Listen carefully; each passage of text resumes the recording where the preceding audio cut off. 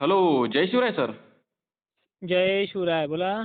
Sir, जसं की तुम्ही सांगितलं होतं मागील रेकॉर्डिंगमध्ये तशाच प्रमाणे आपल्याला वातावरण सुद्धा बिघडताना पाहायला मिळत आहे. हं, हं, हं. आणि आता बऱ्याचशा शेतकऱ्यांचे फोन सुद्धा येत आहे. कारण की काल रात्री वातावरण एक भयंकर स्वरूपाचं म्हणजे भयंकर स्वरूपाच्या विजा हं, हं, हं. आपल्याला बऱ्याचशा भागामध्ये पाहायला मिळाल्या आणि बऱ्याचशा भागामध्ये पाऊस सुद्धा झालेला आहे. हो. तर आता सर जे काही शेतकरी आहेत, तर ते आपल्याला पुढील अंदाज विचारत आहे. म्हणजे त्यांचं म्हणणं आहे, की पुढील 5 ते 6 दिवसाचा अंदाज द्या. म्हणजे 5 ते 6 दिवस हे वातावरण कसे राहणार आणि कोणकोणत्या जिल्ह्यामध्ये राहणार आणि कुठे पाऊस पडणार? तर याबाबत शेतकऱ्यांनी एक सविस्तर माहिती द्या सर. नक्कीच, नक्कीच. हे पहा, सध्याची परिस्थिती पाहिलं तर उष्णता आणि गरमीची लेव्हल ही महाराष्ट्रामध्ये सर्व जिल्ह्यांमध्ये पाहिजे त्यापेक्षाही जास्त वाढलेली आहे. हो, बरोबर. आजचं सुद्धा जर बघितलं आपण 21 एप्रिलचा अंदाज, तर 21 एप्रिलला सुद्धा मराठवाड्यामध्ये, विदर्भामध्ये स्थानिक लेव्हलचा जो काही पाऊस आपण म्हणत असतो, त्या पद्धतीचा असणार आहे. प्रत्येक वेळेस एखाद्या जिल्ह्यामध्ये, एखाद्या तालुक्यामध्ये मेघगर्जना होणं, अशा सगळ्या गोष्टी इन्व्हॉल्व आहे याच्यामध्ये. हो, तर परिस्थिती गंभीर आहे. त्याच्या पद्धतीने तुम्हाला ते सांगितलं सुद्धा आहे. बरोबर. विजांचा धोका काही-काही ठिकाणी नुसता गर्जना-अर्जन इतका अतितीव्र होईल, की तुम्हाला तिथे शेतामध्ये सुद्धा धाकधूक वाटू लागेल, अशा परिस्थिती आहे. हं, त्यामुळे एक सांगितल्याप्रमाणे तुम्ही आजचे दिवस झाकून-टाकून ठेवणं. उद्या 22-23ला विदर्भातलं आणि खानदेशातलं कमी होऊन जाईल. आज दक्षिण महाराष्ट्रात 21 तारखेला सोलापूर, धाराशिव, पंढरपूर, जालना, घनसावंगी, अंबड सुद्धा मेघगर्जनेचा पाऊस आहे. हं. इकडे अहिल्यानगर, पुणे, नाशिक, छत्रपती संभाजीनगर, धुळे, तुरळक ठिकाणी का होईना पण आहे. त्याचबरोबर पंढरपूर, सोलापूर, पुणे, कोल्हापूर, इकडे रत्नागिरी परिसर, त्यानंतर इकडे लातूर परिसर, नांदेड वगैरे परिसर, वाशिम, हिंगोली जिल्ह्यात सुद्धा हो. रात्री बेरात्री उष्णतेमुळे हे गोष्टी घडू शकतात. हं. मानतोय पाऊस सर्वदूर नाहीये आणि सर्वदूर होणार सुद्धा नाहीये. हे बरोबर. अवकाळीचं सदर आहे. पण हो, सर्वदूर मात्र विजांचा लखलखाट, गर्जना-अर्जना, वारं, कहर या गोष्टी होऊ शकतात. ऐन वेळेला तुमची तारांबळ उडू नये म्हणून हा व्हिडिओ आपण बनवतो आहे. बरोबर. तर सतर्क हा अलर्ट आहे आणि विशेषतः मान्सूनबद्दल तुमचे काही प्रश्न असतील तेही आपण घेऊयात. बरोबर सर. आता हं. सर तुम्ही बघितलं की 2-4 दिवसापूर्वी एक अंदाज जाहीर झाला. हं, हं. तर ते काय अंदाज आहे सर म्हणजे ते शेतकऱ्यांना सांगा सर. ते तुम्ही तुमच्या चॅनलच्या माध्यमातून दिलेला आहे तसं शेतकऱ्यांना? नक्कीच.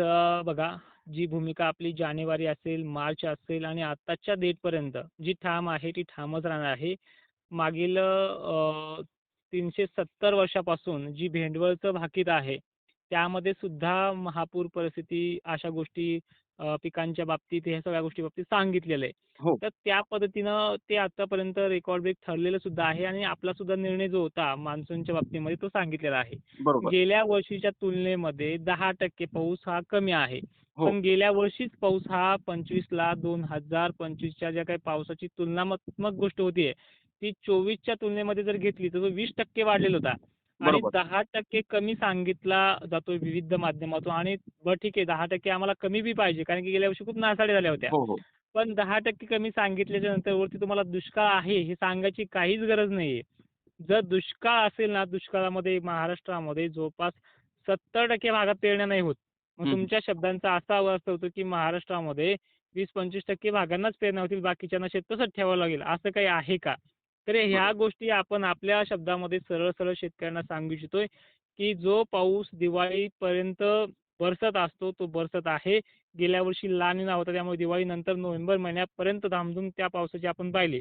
ते ह्या वर्षी घडणार नाही. हो, पण ज्या काळामध्ये जो पोषक मान्सून असतो, ज्या 4 महिन्यामध्ये मान्सून पाहिजे तसा बरसायचा असतो, तो परतीच्या पावसापर्यंतही चांगला ढगफुटी सदृश्य बरसणार आहे. आणि बरोबर. त्यातली भेंडवळची भविष्यवाणी पण तीच निघली. आणि अल निनो आणि ला निना ह्या 2 गोष्टी तुम्ही पहिले समजून घ्या. अल निनो म्हणल्यानंतर पावसाळा कमी असतो, पण एवढाही कमी नसतो, की लगेच दुष्काळ पडेल. त्याची तीव्रतेवरती तो अवलंबून असतो. हो, आणि ला निना म्हणजे डायरेक्टली ओला दुष्काळही नसतो, त्याच्या तीव्रतेवरती अवलंबून असतो. तर ह्यावर्षी त्याची तीव्रता जी आहे, ती चांगल्या पद्धतीनं जास्त हाय लेव्हलला किंवा सुपर अल निनो नाहीये. बरोबर. तर ला निना सुद्धा यावर्षी नाहीये, मध्यम परिस्थिती आहे. त्यामुळे गरमीच्या लेव्हलमुळं एमजीओ फॅक्टर आणि आय-ओ-डी फॅक्टर ह्या दोन्ही गोष्टी चालणार आहेत. त्यामुळे जो पाऊस आपण म्हणतोय उष्णतेमुळे मोठ्या थेंबाचा पाणी पडलाय, मोठा पाऊस पडलाय, ह्या गोष्टी यावर्षी होणार आहे. असमान वितरण म्हणजे काय होईल, की आता जूनची पेरणी ते वेळेवरती होणारच आहे. 25 तारखेच्या आत महाराष्ट्राच्या पेरण्या आटोपतील अशी परिस्थिती यंदाची सुद्धा आहे. गेल्या वर्षी सुद्धा पश्चिम महाराष्ट्र असेल, मराठवाडा असेल, ओढ लावली ती पावसाने, ती ओढ यंदाही लावणार आहे. पिके करपू लागतील अशी परिस्थिती यंदाची सुद्धा आहे. पण मान्सूनची परिस्थिती ज्यावेळेस सुधरत असते, जेव्हा म्हणजे ऑगस्ट, सप्टेंबर महिना आहे. या महिन्याच्या कालावधीमध्ये मान्सून हा धो-धो बरसणार आहे. चांगल्या पद्धतीने नदी-नाल्यांना पाणी येईल अशी परिस्थिती आहे. त्यामुळे तुम्हाला काही घाबरायचंच कारण नाहीये. आणि बरोबर. आपल्याला एवढाही पाऊस नको, जो गेल्या वर्षी रेकॉर्ड ब्रेक झालाय. ठीक आहे, फायदा तर जास्त पावसाचा कधीही नेहमीच होतो. हो. पण दुष्काळ नावाची जी काही गोष्ट वारंवार आंब्याच्या फुलोरा पाहायचा, आंब्याला आंबे नंतर राहिले नाही तर घोळ नाही. आंबे जास्त खायला मिळणार आहेत. अहो, आंब्याला हजारो फळं लागतील अशा छोट्या आंब्याची अवस्था यावर्षी होती. आता बरोबर. त्याला 5 अन् 6 आंबे राहिलेत. अहो, हो. अशा कुठल्याही गोष्टी नसतात, की ज्या आंब्याच्या झाडाकडे पाहून आपण कराव्यात.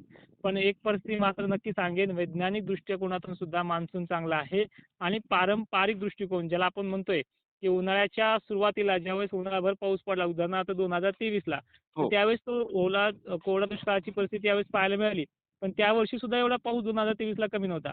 यावर्षी च्या तुलनेमध्ये जर पाहिलं आपण गेल्या वर्षीच्या 2025च्या तर उन्हाळ्याच्या उत्तरार्धात म्हणजे मे महिन्यामध्ये पाऊस भरपूर बरसला, एप्रिलमध्ये बरसलाय. सेम कंडिशन यंदा तशीच आहे, की बरोबर. यंदा उन्हाळ्याच्या उत्तरार्धात म्हणजे पाडव्यापासून पावसाचं जे काही सत्र सुरू झालंय, हा उत्तरार्ध म्हणायचा आहे. हा मान्सूनसाठी पोषक काळ आहे आणि अवकाळीमध्येच मान्सून जूनच्या कालावधीमध्ये ॲक्टिव्ह होणार आहे. त्यामुळे घाबरल्यासारखी काही कंडिशन करू नका आणि जून, जुलै किंवा जुलैमध्ये, ऑगस्टमध्ये बखार पडणं, 25 दिवसाची, 20 दिवसाची पाऊस काही ठिकाणी चांगला पडतोय, काही ठिकाणी कमी पडणं, हे ह्यावर्षी घडणार आहे. बरोबर. त्यामुळे त्या काळात सुद्धा म्हणायचे, की तुम्ही तर लय पाऊस सांगितला होता. असं बोलायचंच नाही त्यावेळी सुद्धा. तुमचे खळे-दळे, तुमच्या विहिरीचा पाण्याचा प्रश्न मिटला, की समजून जायचं आपल्या ह्या सीझनमध्ये सुद्धा जसं सांगितलंय मी, तेच घडलंय आणि ते घडणार सुद्धा आहे. त्यामुळे जितका विश्वास असेल शेतकऱ्यांना, तितक्या विश्वासाने हे फॉरवर्ड करा. तुमच्या या सचिन ठाकरे या चॅनलवरती आपण वारंवार त्या गोष्टीबद्दल बोलत राहू. बाकी तुम्हाला सबस्क्राईब करायचं हे सांगितलेलंच आहे. तुम्ही ते करून ठेवत चला. बरोबर. आणि सर हं. याचबरोबर माझा एक प्रश्न आहे. या आपल्या व्हिडिओवरती जर शेतकऱ्यांच्या 100 जर कमेंट आल्या, चांगल्या 100 कमेंट जर आल्या, तर आपण जो मान्सून जे आहे पूर्ण म्हणजे प्रत्येक महिन्याचे अपडेट सुद्धा शेतकऱ्यांना देऊया. म्हणजे पुढील जे 4 महिने आहे पावसाळ्याचे, हं, हं. तर त्या 4 महिन्याचे अपडेट आपण एकाच व्हिडिओमध्ये देऊया. त्यांनी जर 100 कमेंट जर आपल्याला चांगल्या जर आल्या, तर मान्सूनविषयी. त्यांचे मनोगत काय असेल ते कळतील तुम्हाला हो, आणि त्याबद्दलही आपण बोलूयात. ठीक आहे? हो. आणि सर आता हे जे वातावरण आहे 21 आणि 22 तारखेचं, हं, हे हं, हं. वातावरण गेल्याच्या नंतर 27 तारखेपासून पुन्हा वातावरण बनणार आहे का? नक्कीच, त्याबद्दलच बोलायचं राहिलं होतं. जे आता 21 तारीख आहे आजची. आजच्या तारखेला प्रभाव जास्त असेल, उद्या थोडा कमी होईल विदर्भातला आणि खानदेशच्या मराठवाड्यात तुरळक ठिकाणी पडेल. हो, आणि 22-23ला जो जोर असतो, जो लिमिटेड कंडिशन आपण म्हणतोय, ती पुन्हा दक्षिण साईडकडनं कर्नाटक मार्गे सक्रिय होईल आणि 25-26च्या लगन सराईच्या दिवसाला वातावरण परत महाराष्ट्रामध्ये, पश्चिम महाराष्ट्र असेल, खानदेश असेल आणि विदर्भ असेल या भागामध्ये मराठवाड्यासह सरी कोसळणार आहेत. व्याप्ती खूप कमी आहे. त्यामुळे जास्त काही घाबरू नका. विजा वगैरे होत राहतील. थोडं सतर्क राहा. बाकी जास्त नुकसान करेल गोटाचा कांदा वगैरे अशा शेतकऱ्यांना दाग नाही. बाकी तुम्हाला पुढच्या रेकॉर्डिंगमध्ये स्पेशली आपण 26 आणि 27चा 1-2 दिवसाचाच अंदाज काय असेल तो सविस्तर सांगण्याचा प्रयत्न करू. बरोबर सर. बाकी नक्कीच कमेंट करत राहा. हो, हं, नक्कीच सर तुम्ही शेतकऱ्यांनी एक महत्त्वपूर्ण आणि डिटेलमध्ये माहिती दिल्याबद्दल धन्यवाद सर. हं.